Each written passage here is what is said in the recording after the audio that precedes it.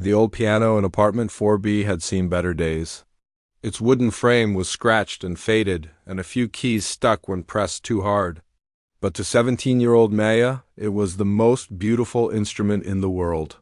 Every morning at 6, she would sit on the worn velvet bench and let her fingers dance across the keys, filling the small apartment with music that seemed to come from her very soul.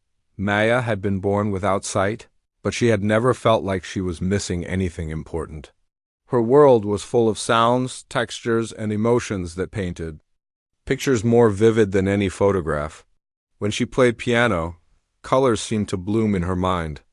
The deep bass notes felt like rich chocolate brown, while the high notes sparkled like golden sunlight. Her mother, Linda, would often pause in the kitchen doorway, coffee mug in hand, just listening to her daughter practice. Maya never played the same piece twice in exactly the same way. Each performance was unique, filled with whatever emotion was flowing through her that particular morning. Sometimes it was joy, sometimes sadness, but always it was pure and honest. The apartment building where they lived wasn't fancy. The hallways smelled like old carpet and cleaning supplies, and the elevator made concerning noises when it climbed past the 3rd floor. But Maya loved it there. She knew every sound: Mrs. Patterson's television on the 2nd floor, the Johnson family's baby crying at night, and Mr. Wu's gentle snoring that drifted through the thin walls. These sounds were like a symphony to her, each one telling a story about the lives happening all around her. Maya's piano teacher, Mrs. Garcia, had been coming to the apartment twice a week for the past 8 years. She was a kind woman in her 60s who had taught piano for most of her adult life. Mrs. Garcia had worked with many students over the years, but she had never encountered anyone quite like Maya. The girl had a natural understanding of music that couldn't be taught. It was as if she could hear melodies that others couldn't, and feel rhythms that lived somewhere deeper than technique. During their lessons, Mrs. Garcia would often forget that Maya couldn't see. The girl would tilt her head slightly when listening to a new piece, and her fingers would find the correct keys almost instantly. She rarely needed to be told the same thing twice. When Mrs. Garcia would demonstrate a passage, Maya would nod along, her body swaying gently with the music, absorbing every note and nuance. The breakthrough moment came on a rainy Tuesday afternoon in March. Mrs. Garcia had been teaching Maya a particularly challenging piece by Chopin when something magical happened. Maya suddenly stopped playing and looked up with a bright smile. "I can hear what you're trying to teach me," she said excitedly. "It's not just about playing the right notes at the right time. It's about telling a story, isn't it? Each phrase is like a sentence, and the whole piece is like a conversation." Mrs. Garcia felt her eyes fill with tears. In all her years of teaching, she had never heard a student express such a mature understanding of music. That day, she made a decision that would change everything. The next week, Mrs. Garcia arrived at the apartment with a folder full of papers and a look of determination on her face. Maya's mother invited her in for tea, as always, but Mrs. Garcia seemed unusually excited about something. "Maya, honey, I have some news," she began, settling into the familiar chair beside the piano. "There's a special music workshop happening next month at the Grand Concert Hall downtown. It's being led by Viktor Petrov, one of the most famous pianists in the world." Maya's fingers froze on the keys. She had heard of Viktor Petrov, of course. Everyone who studied piano knew his name. He was legendary for his perfect technique and powerful performances. His concerts sold out months in advance, and music critics wrote glowing reviews of his artistry. "Now, I know what you're thinking," Mrs. Garcia continued quickly. "This is a very exclusive workshop. Only a handful of students are selected each year. But Maya, I truly believe you have something special. Your gift isn't just technical skill, though you certainly have that. You have something much rarer. You have the ability to make people feel music in their hearts." Maya's mother set down her teacup with a gentle clink. "Are you sure about this, Mrs. Garcia? These kinds of events, they're usually for students from the fancy music schools, aren't they?" Mrs. Garcia nodded honestly. "Yes, most of the students will be from prestigious conservatories. They'll have expensive instruments and years of formal training. But that's exactly why Maya needs to be there. She represents something authentic that many of these students have never experienced. Maya remained quiet, her hands resting motionless on the piano keys. The idea both thrilled and terrified her. She had never performed for anyone except her family, Mrs. Garcia, and occasionally the neighbors who gathered in the hallway when she practiced with her door open. What would I have to do? Maya asked finally, her voice barely above a whisper. You would need to prepare a piece to perform in front of the other students and Mr. Petrov himself. It's what they call a master class, where the teacher listens to students play and then offers guidance and criticism to help them improve. The word criticism made Maya's stomach flutter with nervousness. She had never been criticized for her playing before. Mrs. Garcia had always been encouraging and supportive, focusing on what Maya did well rather than what she did wrong. Over the following days, Maya couldn't stop thinking about the opportunity. She found herself practicing with even more intensity than usual, pushing herself to perfect every note and phrase. Her mother noticed the change immediately.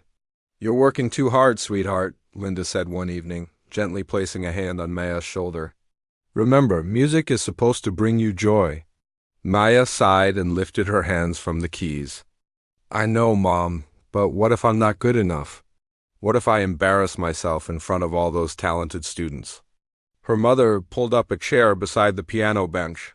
"Maya, listen to me. You have been playing piano since you were 9 years old. Every single day you filled this apartment with the most beautiful music I've ever heard. You play with your whole heart, and that's something that can't be taught." Maya felt some of the tension leave her shoulders. Her mother was right. She had been playing music for most of her life, not because she had to, but because she loved it. That love was her greatest strength. Mrs. Garcia helped Maya choose the perfect piece for the masterclass. After much discussion, they decided on a section from Debussy's Clair de Lune, a piece that would showcase Maya's technical ability while allowing her natural musical sensitivity to shine through. The weeks leading up to the masterclass flew by in a blur of intense practice and preparation. Maya worked on the piece until she could play it perfectly even when her mind wandered. She practiced sitting up straight, walking confidently, and even how to bow gracefully after performing. As the day of the masterclass approached, Maya felt a mixture of excitement and nerves that she had never experienced before. She was about to step into a world she had only dreamed about, surrounded by serious musicians who had dedicated their lives to classical music. What she didn't know was that this single day would change not only her own life, but also teach everyone present an unforgettable lesson about the true meaning of musical talent. The grand concert hall was everything Maya had imagined and more. As she stepped through the heavy wooden doors with her mother and Mrs. Garcia, the sound of her footsteps echoed in the vast space. The air smelled like old wood and fresh flowers, and she could feel the weight of history in every corner of the building. Maya's guide dog, Bella, walked calmly beside her, trained to navigate crowded spaces without drawing attention. The golden retriever had been Maya's companion for 3 years, and together they had learned to move through the world with confidence and grace. "The ceiling must be incredibly high," Maya whispered to her mother, listening to how their voices carried in the enormous room. "It is, sweetheart," Linda replied softly. "There are beautiful paintings on the walls and crystal chandeliers hanging from the ceiling. But honestly, none of it is as beautiful as the music that fills this space." As they made their way toward the performance area, Maya could hear other students tuning their instruments and practicing scales. The sound of multiple pianos playing different pieces created a symphony of preparation that made her heart race with excitement. Mrs. Garcia guided them to a section of chairs reserved for participants. "Maya, there are about 20 other students here today. Some look very young, maybe 12 or 13. Others appear to be in their 20s. Everyone seems quite serious about their music." Maya nodded, trying to calm her nerves. She had worn her best dress, a simple navy blue one that her mother had helped her choose. Her sheet music was tucked safely in a folder, Though she had long since memorized every note of her piece, the other students began to notice Maya's arrival. She could hear whispered conversations around her, though she couldn't make out the exact words. She sensed their curiosity about her presence, about Bella, and about the white cane folded neatly beside her chair. At exactly 2 o'clock, a hush fell over the room. Maya heard the confident footsteps of someone walking across the stage, followed by a smattering of polite applause. "Good afternoon, aspiring musicians," came a voice that was both smooth and commanding. Viktor Petrov's accent carried hints of his Russian heritage, and his words seemed to fill every corner of the hall effortlessly. Maya had listened to recordings of Viktor's performances for years, but hearing his speaking voice in person was different. There was an authority in his tone that made it clear he was accustomed to being the most important person in any room. "Today we will explore the difference between playing notes and making music," Viktor continued. "Many of you can play difficult pieces, but can you move an audience? Can you make them forget about their troubles and transport them to another world? That is what separates a true artist from someone who simply practices piano." Maya felt a shiver of excitement. This was exactly what she had always believed about music, that it was about emotion and connection, not just technical perfection. Viktor began calling students forward one by one. Maya listened intently as each performer played their chosen piece. Some were technically flawless but seemed to lack soul. Others played with passion but made small mistakes that Viktor was quick to point out. His feedback was sharp and often brutal. "Your technique is adequate, but you're playing like a robot," he told one student. To another, he said, "I can hear that you've practiced, but I cannot hear your heart." Maya noticed that Viktor's comments grew harsher as the afternoon progressed. He seemed to take pleasure in finding flaws and pointing them out in front of the entire group. Several students looked close to tears after their performances. As more students played, Maya began to feel increasingly nervous. These were clearly skilled musicians from prestigious schools, and Viktor's standards were impossibly high. She started to wonder if Mrs. Garcia had made a mistake in bringing her here. Then she heard Viktor's voice call out, "Next we have ... There was a pause, and Maya could hear the rustling of papers. "Maya Rodriguez, please come forward." Maya's heart pounded as she stood up. Bella immediately rose to attention, ready to guide her toward the stage. Mrs. Garcia squeezed Maya's hand gently before she began walking. The journey to the piano felt like it took forever. Maya was acutely aware of the silence in the room and the feeling of dozens of eyes watching her every move. Bella guided her confidently, but Maya could sense the curiosity and whispers of the other students as they watched her navigate with her guide dog. When they reached the stage, Maya felt for the piano bench and sat down carefully. She took a moment to orient herself, placing her hands lightly on the keys to get a sense of the instrument's touch and tone. "Well, this is interesting." Viktor's voice came from somewhere to her left. Maya could hear the surprise in his tone, though she wasn't sure if it was positive or negative surprise.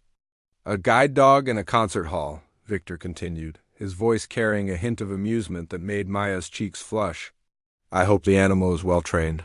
We wouldn't want any interruptions during the performance." Maya heard a few uncomfortable chuckles from the audience. Bella, as always, was perfectly behaved, lying quietly beside the piano bench exactly as she had been trained to do. "And what piece will you be playing for us today?" Viktor asked, though his tone suggested he was already losing interest. "Debussy's Clair de Lune," Maya replied, her voice steadier than she felt. "Ah, a popular choice," Viktor said dismissively. "Though I must say Debussy requires a certain visual sensitivity to truly understand. The piece is meant to paint pictures with sound. Are you certain you can adequately convey the imagery without having experienced moonlight yourself?" Maya felt her face burn with embarrassment. Around her, the room had gone completely silent. She could sense the discomfort of the other students and even heard her mother's sharp intake of breath from the audience. "I suppose we might as well hear what you've prepared," Victor continued, seemingly oblivious to the cruelty of his words. Though I must admit, I'm curious about how someone in your situation interprets music that relies so heavily on visual inspiration.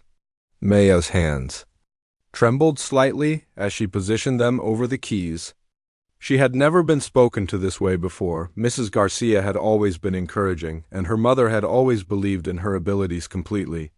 This was her first experience with someone who seemed to doubt her capabilities before she had even played a single note. Take your time, Victor said, but there was impatience in his voice. We have several more serious students to hear from today. The word serious hit Maya like a physical blow. She realized that Victor had already decided she wasn't a real musician, that she was just some kind of novelty act or charity case. The other students were serious, but she was just, what? A curiosity? A feel-good story? Maya took a deep breath and tried to center herself. She thought about all the hours she had spent practicing, all the love she had poured into her music, all the joy it had brought to her life and her family. She thought about Mrs. Garcia's faith in her abilities and her mother's constant support, but sitting there on the stage, feeling the weight of Victor's skepticism and the curious stares of the other students, Maya began to doubt herself for the first time in her life. Maybe she didn't belong here.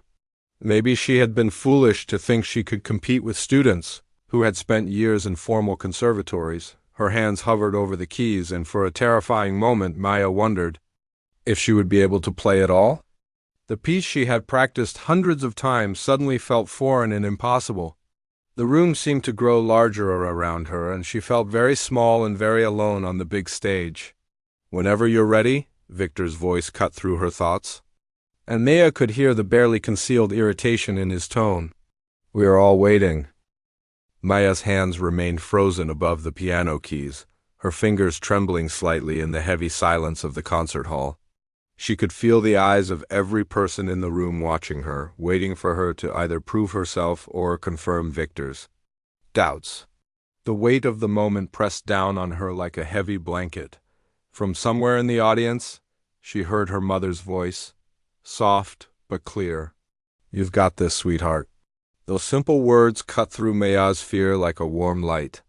In the darkness, she remembered all the mornings she had spent at her old piano, playing not because she had to, but because the music lived inside her heart. Mrs. Garcia's voice joined her mother's, barely above a whisper but filled with conviction. Show them what real music sounds like, Maya. Victor let out an audible sigh of impatience. Ladies, please. We need to maintain proper decorum during performances. His tone was sharp, clearly annoyed by the supportive interruption. Young lady, if you're not prepared to play, perhaps we should move on to the next student. Maya felt a spark of something deep inside her chest. It wasn't anger exactly, but something stronger, a determination that had been building her entire life. She thought about every person who had ever underestimated her, every time someone had spoken to her like she was less capable because she couldn't see. I am prepared, Maya said quietly, her voice gaining strength with each word. I've been preparing for this moment my whole life. She placed her hands gently on the keys, feeling the familiar smooth surface beneath her fingertips.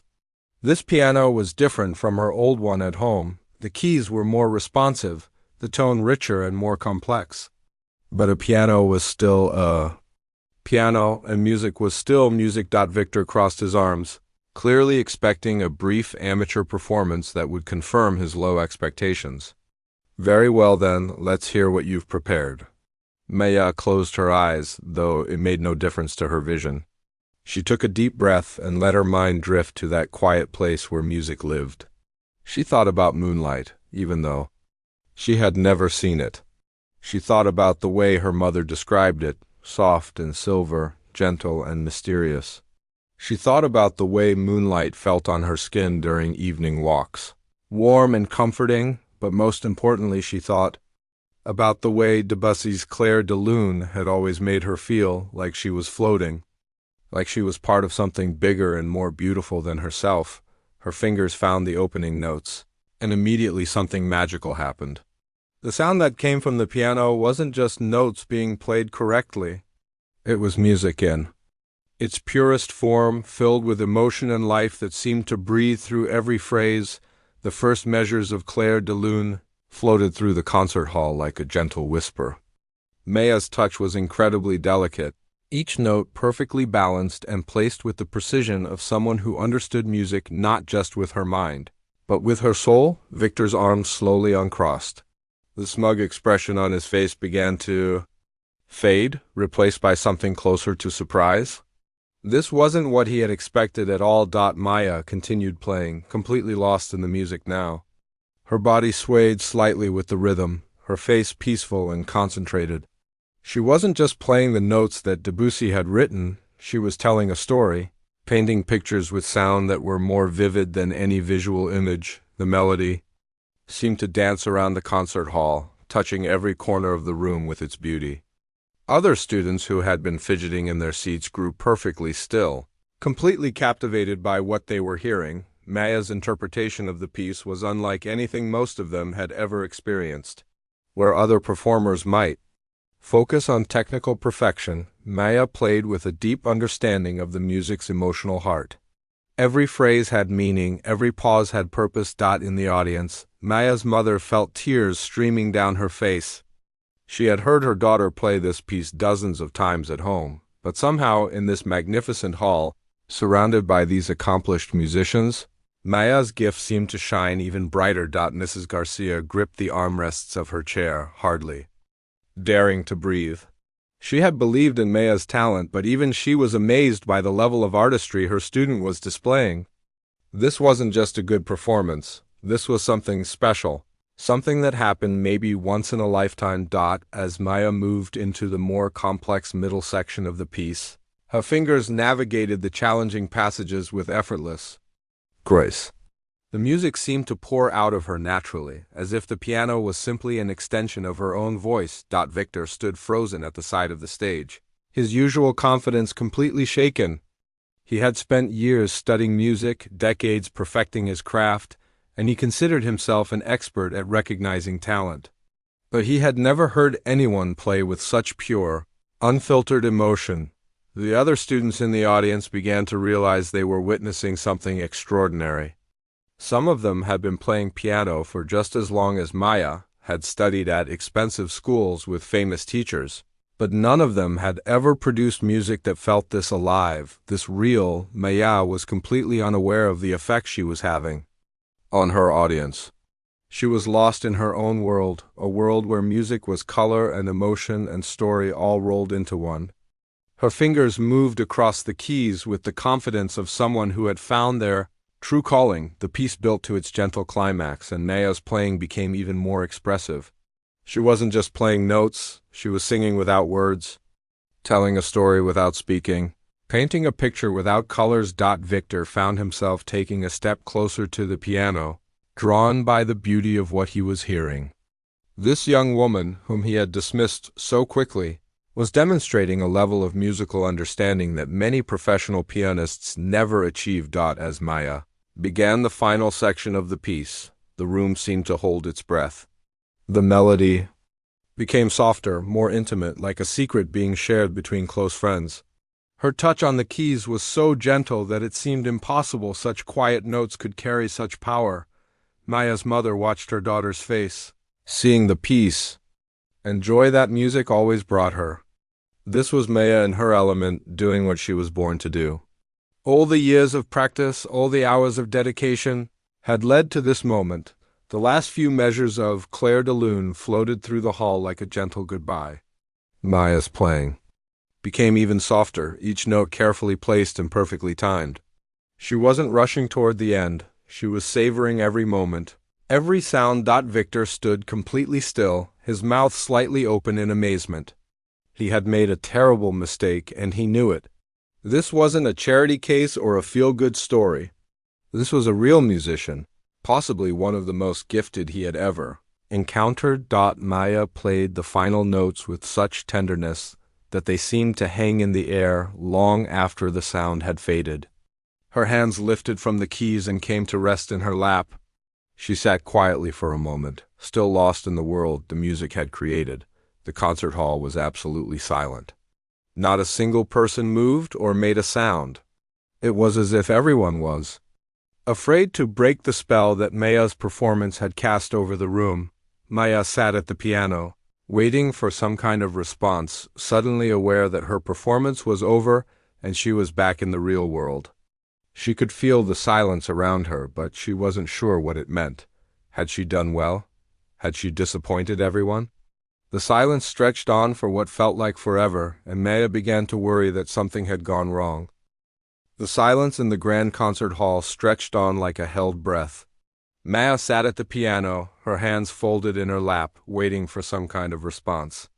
The quiet was so complete that she could hear her own heartbeat and the soft breathing of her guide dog Bella beside her. She began to worry. Had she made a mistake? Had her performance been disappointing? At home, there was always immediate feedback. Her mother's proud smile, Mrs. Garcia's encouraging words, even the neighbors who sometimes applauded from the hallway. But here there was nothing but silence. Maya's mother Linda sat in the audience, tears streaming down her face, but she was too overwhelmed to make a sound. She had watched her daughter transform during those few minutes at the piano, had seen Maya become something more than just a talented young woman. She had witnessed her daughter become a true artist. Mrs. Garcia sat frozen in her chair, her hands pressed to her chest.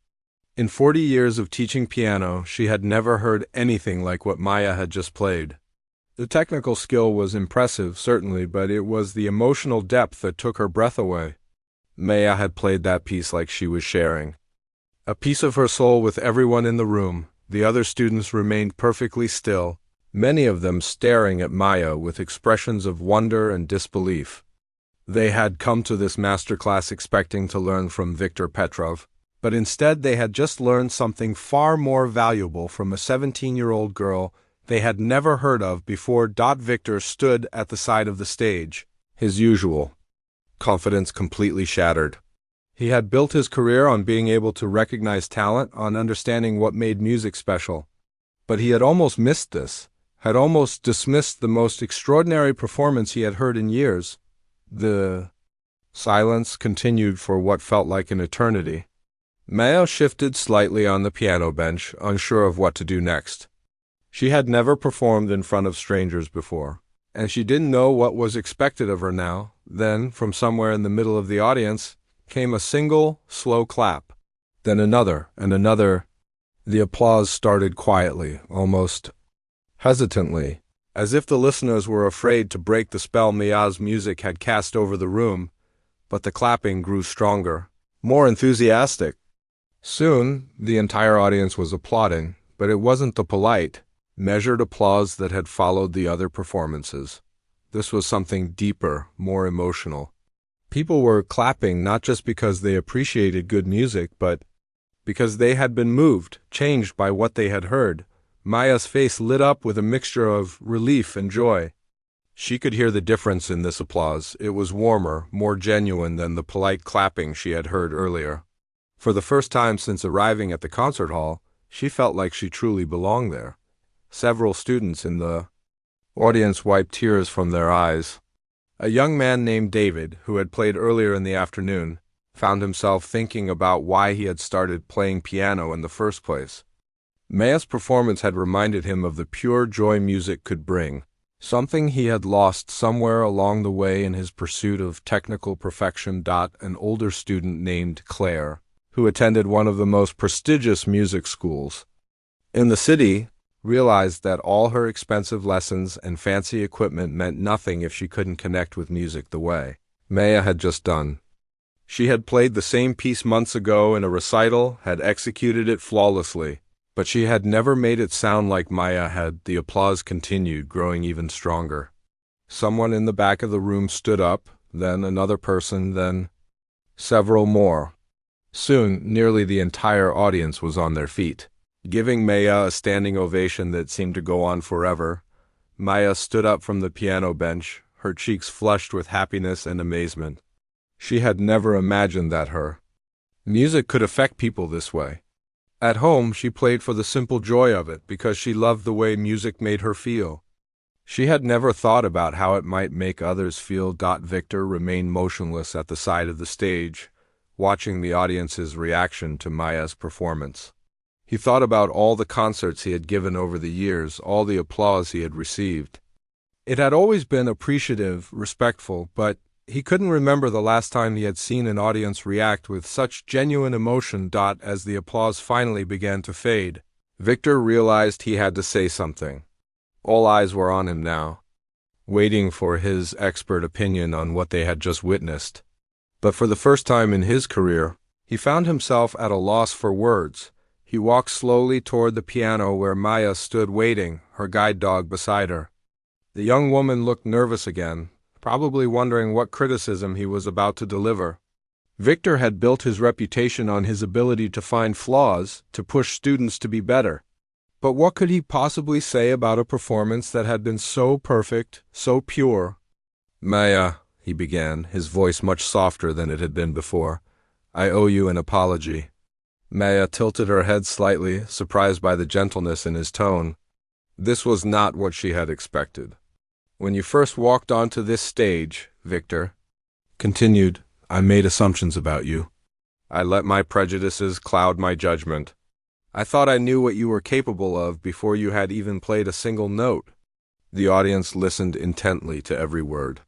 Many of them had heard Victor's earlier comments and had been uncomfortable with his dismissive attitude. Now they watched as one of the world's most famous pianists humbled himself before a teenage girl. "What you just played," Victor said, his voice growing stronger, "was not just music. It was art in its purest form. You didn't just perform Debussy's notes, you brought them to life, you made them sing." Maya felt tears forming in her eyes. She had never received such high praise from anyone, let alone from someone as accomplished as Viktor Petrov. "I have performed that piece myself many times," Victor continued.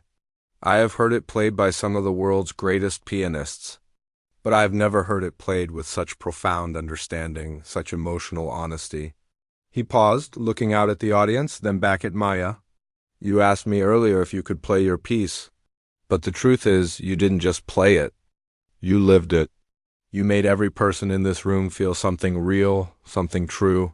The audience murmured in agreement. Several people nodded their heads, still moved by what they had experienced. "Your blindness, which I foolishly saw as a limitation, is actually your greatest strength as a musician," Victor said. "You hear music in a way that many of us who rely on our eyes have forgotten how to do. You feel it with your whole being." Maya's mother dabbed at her eyes with a tissue, overwhelmed with pride and relief. She had always known her daughter was special, but hearing it confirmed by someone of Victor's stature made her heart swell with joy. "The rest of you," Victor said, turning to address the other students, "should pay attention to what Maya has just demonstrated. This is what we mean when we talk about playing with heart, about making music that matters." He looked back at Maya, his expression filled with respect and admiration. "You have a gift that cannot be taught. You have the ability to touch people's souls through your music. That is incredibly rare and incredibly precious." Maya smiled, feeling a confidence she had never experienced before. For the first time in her life, she truly believed that her dreams of becoming a professional musician might actually be possible. The transformation in the room was complete. What had started as a typical masterclass had become something extraordinary. A lesson not just in music, but in the danger of making assumptions, the power of perseverance, and the magic that happens when true talent is finally recognized and celebrated. The rest of the masterclass continued, but everything had changed. Victor approached each remaining student with a gentleness that no one had seen from him before. His harsh criticism was replaced with thoughtful guidance, and he frequently referenced Maya's performance as an example of what music could achieve when played with genuine emotion. Listen to how Maya connected with her piece.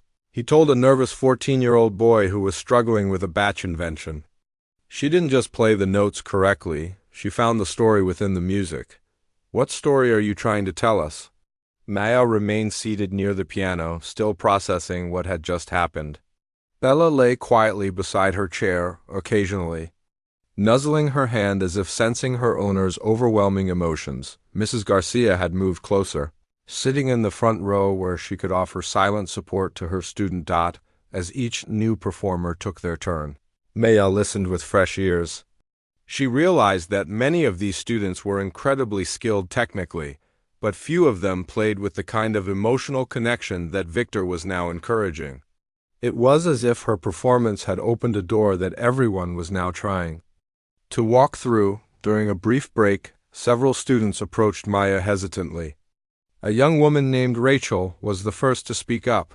"Maya, I just wanted to say that your performance was incredible," Rachel said, her voice filled with genuine admiration.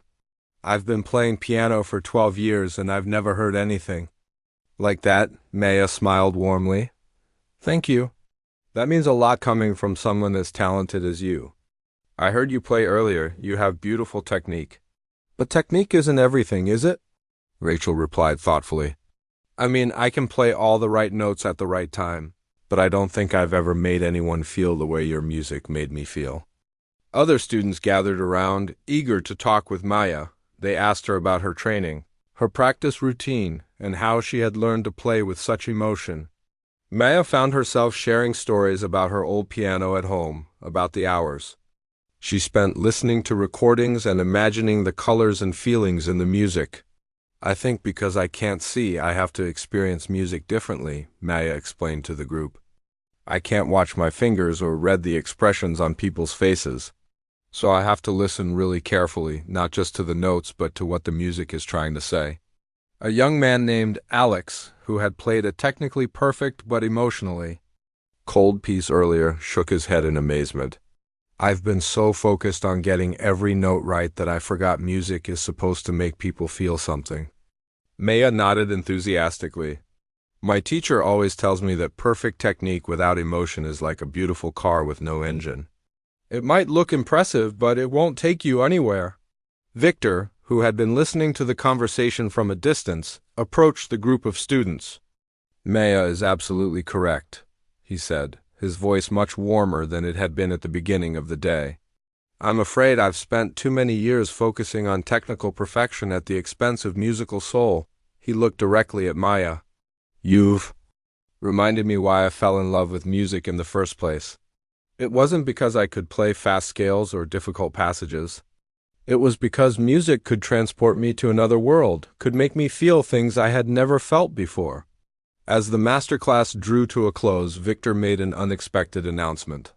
"Before we finish today, I want to share something with all of you. In 3 months, I will be performing a special concert at Carnegie Hall to celebrate my 20th anniversary as a professional musician.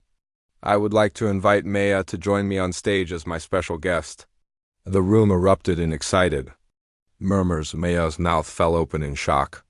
Carnegie Hall was the most prestigious concert venue in the country. Many professional musicians never got the chance to perform there, and here Victor was inviting a 17-year-old student to share the stage with him. "Are you serious?" Maya asked, hardly believing what she was hearing. "Completely serious," Victor replied with a smile. "I think the world needs to hear what you can do. But more than that, I think other musicians need to be reminded of what music is really about." Maya's mother burst into tears in the audience. Mrs. Garcia sat stunned, unable to believe how dramatically this day had turned out. What had started as a simple masterclass had become a life-changing opportunity for her student. Over the following weeks, word of Maya's extraordinary performance spread throughout the classical music community.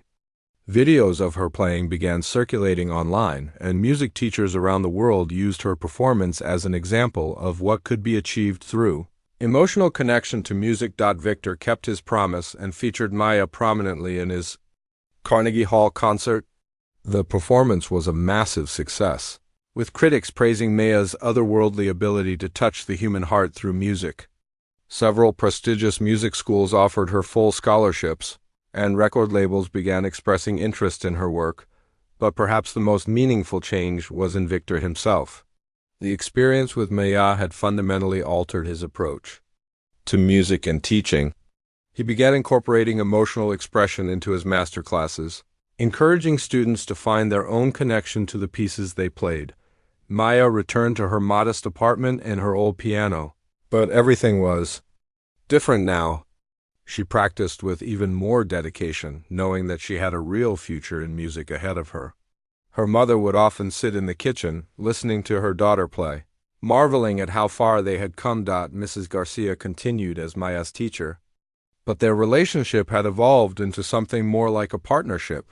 They worked together to select pieces that would showcase Maya's unique gift for emotional interpretation, preparing for the concerts and competitions that were now regularly being offered to her. The other students from the master class also benefited from what had happened that day. Many of them began approaching their music differently, focusing less on technical perfection and more on emotional expression. Some even credited Maya's performance with helping them rediscover their love for music.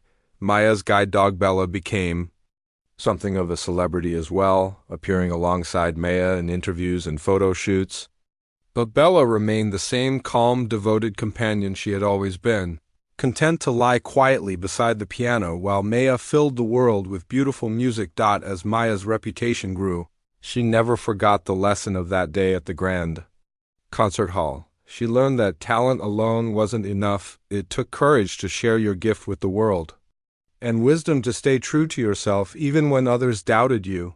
The story of the famous pianist who mocked the blind girl, only to be humbled by her extraordinary talent, became legendary in music circles. It served as a reminder that true artistry comes from the heart, not from what we can see on the surface. Maya went on to have a successful career as a concert pianist, but she never forgot her roots. She regularly returned to give master classes of her own, always emphasizing the importance of emotional connection in music. And she always ended these classes the same way, by encouraging her students to close their eyes, listen with their hearts, and remember that the most beautiful music comes from the deepest places within ourselves. Victor and Maya remained friends and occasional collaborators throughout their careers. He often said that meeting her was the most important moment in his musical life, because she taught him that true mastery comes not from perfection, but from the courage to be vulnerable through music. The old piano in apartment 4B was eventually replaced with a beautiful grand piano, a gift from Victor after Maya's Carnegie Hall debut. But Maya sometimes still preferred the old one, because it reminded her of where her journey began, with a love for music so pure and strong that it could overcome any obstacle, touch any heart, and change any mind.